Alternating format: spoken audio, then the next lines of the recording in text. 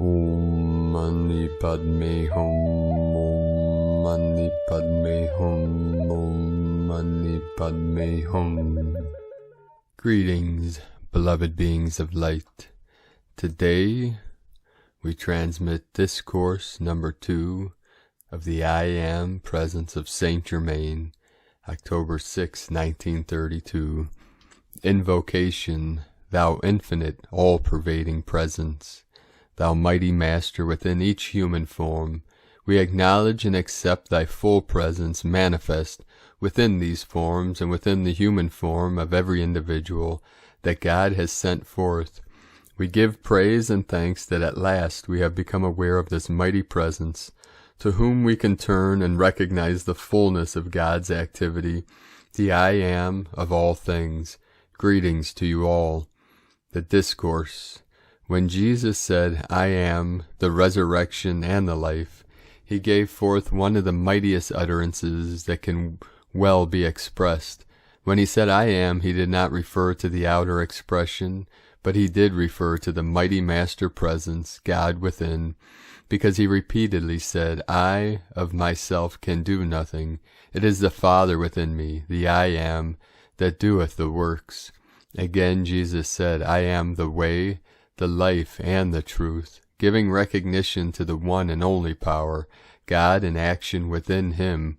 Again he said, I am the light, that lighteth every man that cometh into the world, prefacing every statement of vital importance with words, I am, contemplating I am as anything and everything you wish to be is one of the mightiest means of losing the inner God power, love, wisdom, and truth, and setting it into action in the outer experience.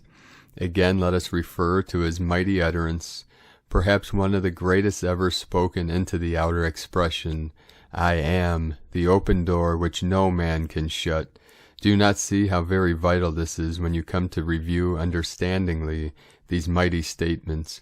When you recognize and accept fully I am as the mighty presence of God in you, in action, you will have taken one of the greatest steps to liberation. Now mark you in the utterance of the truth that I am the open door which no man can shut. If you can but realize it, you have the key that allows you to step through the veil of flesh, carrying with you all consciousness that you have generated or accumulated, which is imperfect, and there transmute it, or in other words, raise it into that perfection into which you have stepped.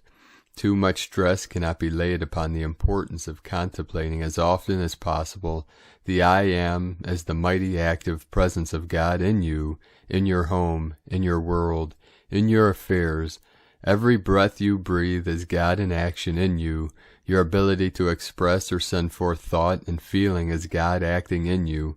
You having free will, it is entirely up to you to qualify the energy sent forth in your thought and feeling, and determine how it shall act for you. No one can say, how shall I know how to qualify this energy? For everyone knows the difference between destructive and constructive thought, feeling, and action. The student in receiving instruction should constantly analyze the motive back of the question, to detect if that motive there is a feeling of intellectual pride, arrogance, or stubbornness in the outer mind and body. If there is within the motive a lurking desire to argue and prove the instruction wrong rather than receiving the blessing and truth intended, the individual has unknowingly shut the door, for the time being, to his ability to receive the good offered. Again may I remind the students, regardless of their personal opinions, as to what the truth shall be. I have proven through many centuries, these condensed instructions now being given forth.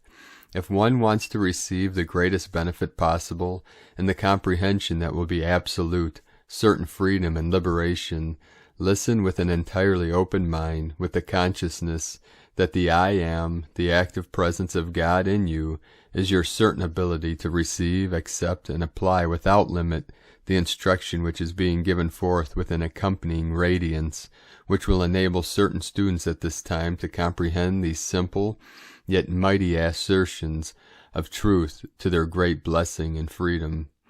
The admonition has been before humanity through many centuries. Ye cannot serve two masters. Why is that so? First, because there is only one intelligence, one presence, one power that can act, and that is the presence of God acting in you.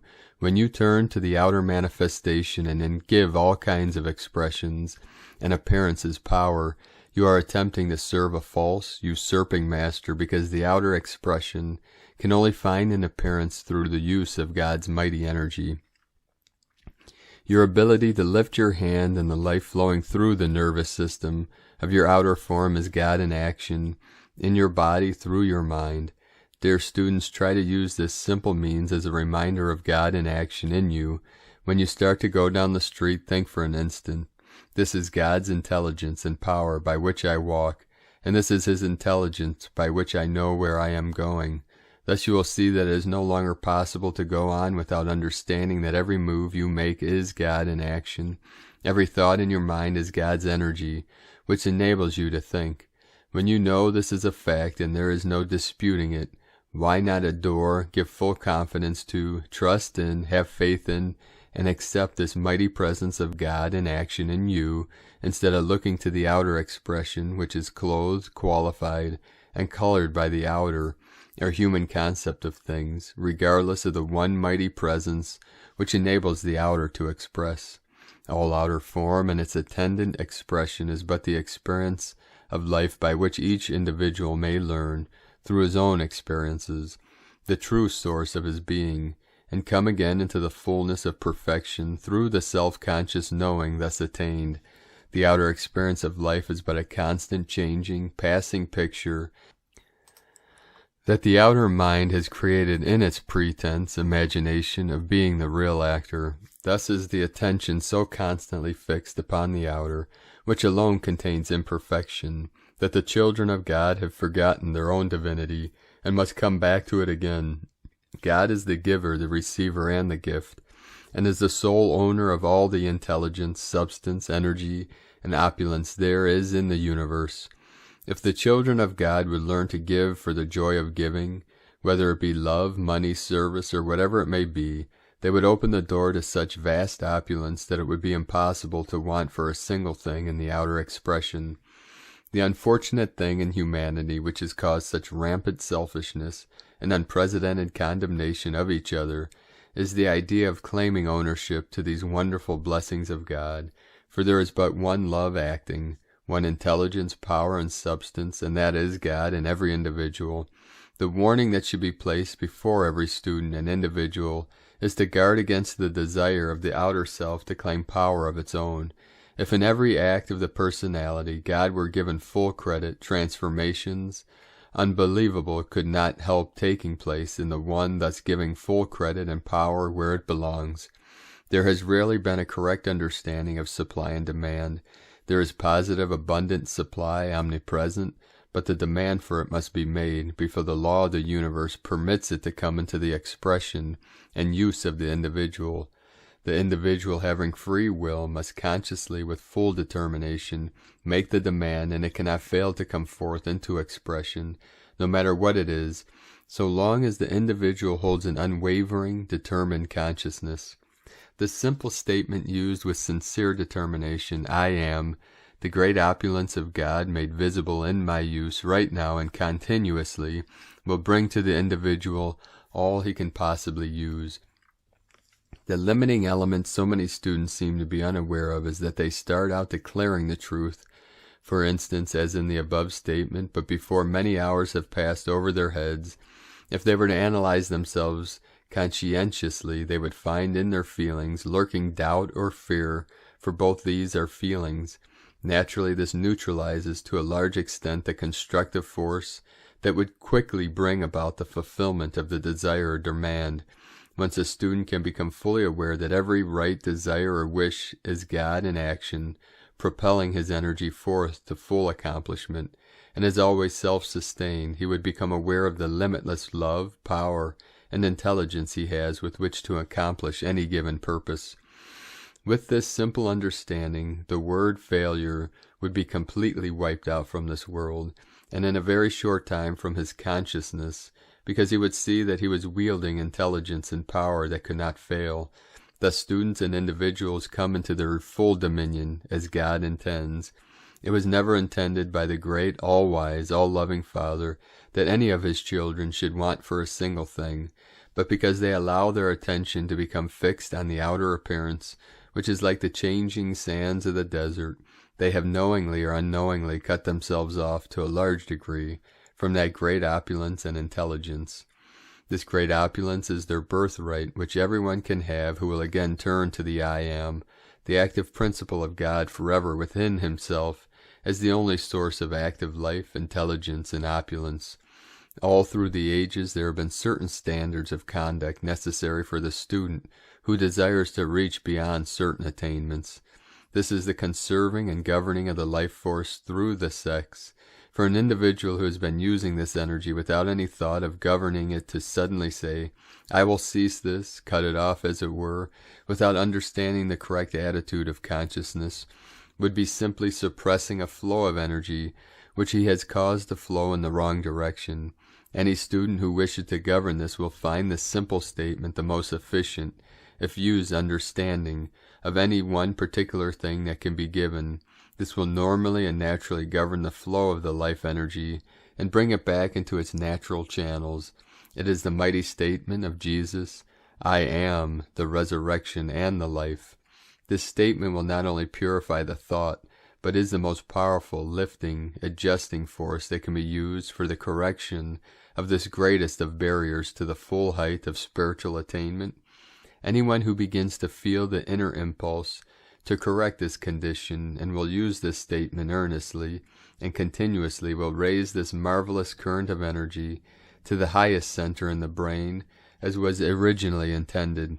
He will find his mind flooded with the most marvelous ideas, with the abundant sustaining power and ability coming into expression and used for the blessing of all mankind. I ask any student to try this and watch the results in his own mind and body. Feel deeply the statement of Jesus, I am the resurrection and the life. Repeat it 3 times, either silently or audibly, and notice the lifting of consciousness, which you will experience. There may be some who will need to try this several times in order to feel the amazing uplift that others will experience at the first trial. This will show you in a small way what can be done by its continued use. There is only one means of overcoming or rising out of anything, and that is after you know what it is you are to rise out of, to take your outer attention completely away from it, fixing it firmly upon the above statement. Any condition in the outer experience that one wishes to overcome can readily be accomplished by the use of this statement, as well as using it to change the flow of the misdirected energy. I had one student who felt the inner impulse to redirect this mighty energy, and the use of this single statement alone enabled her, with little assistance, to raise her body.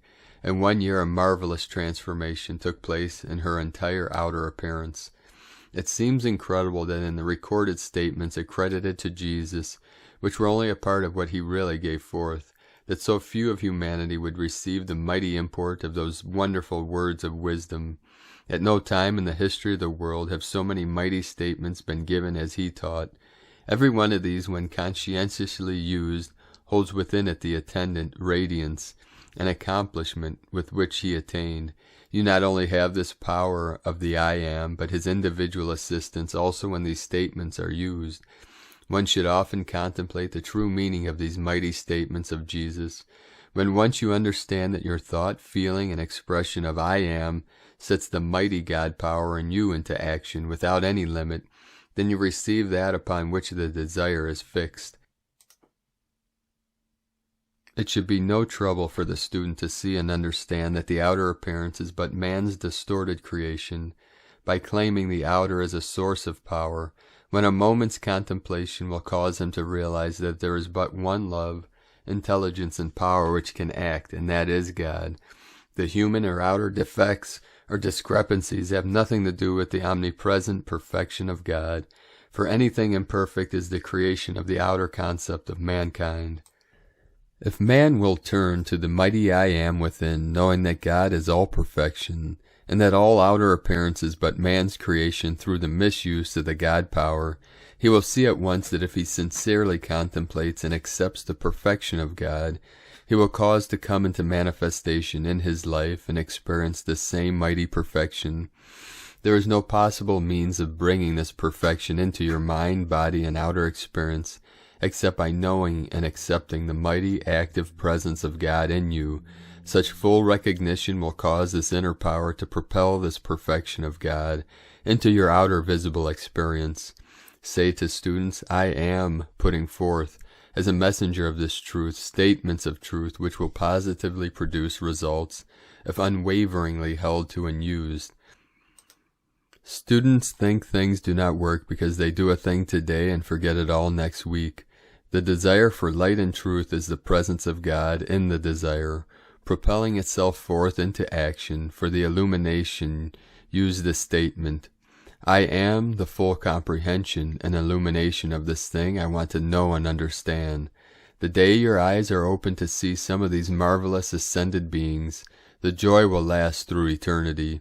If one does not take the attitude that I have the ability to do this, he never in the world can accomplish the thing he wishes to do. The moment you express I am, the resurrection and the life, in thought and feeling, it immediately turns all the energy of your being to the center in the brain, which is the source of your being. You cannot overestimate the power in this statement. There is no limit to what you can do with it. It was the statement that Jesus used most in his most difficult trials. Always know that when you decree a constructive thing, it is God in you propelling you to do it. It is the most foolish question imaginable to ask, have you proved this in your own experience? Each individual has to prove it for himself, or it will mean nothing to him. Nothing ever really means anything to anyone until he uses it. The feeling carries with it a certain coexistent sight. One often feels a thing with such clearness that he really sees it from the inner standpoint. As you enter the ascended state, thought, feeling, seeing, and color are almost simultaneously manifest. Harmonious sound is quiet. This is why ravishing music is the most quieting in its effect, while bombastic music is just the opposite. Benediction, thou mighty, majestic, conquering I am, we give praise and thanks for our comprehension of thee as God acting in us, and with thy mighty presence and radiance cause us to feel the mighty import of thy mighty truth and wondrous presence. When we contemplate thee, let thy mighty radiance fill us with that comprehending consciousness, to know and apply thy assertions of truth more and more perfectly. We give praise and thanks for thy mighty perfection and truth for all those who look unwaveringly to thee. This ends Discourse 2. Tomorrow we continue with Discourse 3. If you haven't signed up on our Patreon, be sure to go to patreon.com/Prime Disclosure. We appreciate you and your support, beloved being of light. The eagle and the condor love you all. Namaste.